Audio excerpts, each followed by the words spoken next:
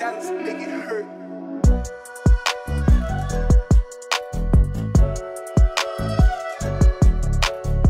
Na svete sú len 3 vesmírne stanice ponorené pod hladinou a jednu z nich práve vytiahli na súž. Preto som sa vybral do Prahy pred ČVUT, aby som si tú parádu pozrel na vlastné oči. Ide o analogový habitat Hydronaut. To znamená, že je to priestor, ktorý simuluje vesmírne podmienky na Zemi. Čiže v kozme nikdy nebol, ale pod vodou áno a prebehlo tam množstvo výskumných misií. Teraz sa Hydronaut nachádza v práve vznikajúcom lunárnom mestečku, na ktorého koncepte pracujem aj ja.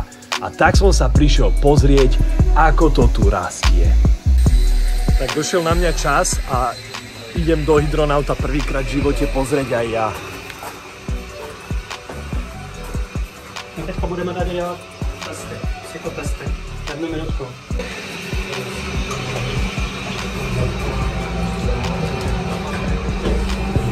Cool. A pozrite sa, aj pavúky chodia na analogové misie. Dôkaz. Arachno analog misia. Takže tu je príchod z dola. Tu je z hora. Tam sú vedúci. Tu je control room, jak ISS. Pozrite, len takto rýchlo, lebo to je všetko tajné. Tak.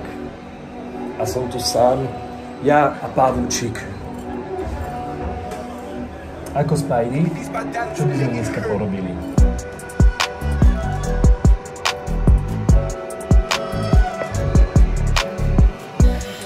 Flexáka!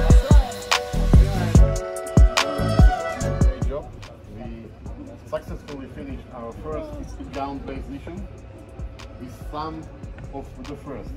It was the first mixed mission, so we had the first time women in a crew. We also, it is the first mission what we had on surface, and most importantly, we also tried some new contingency situations which we successfully mitigated.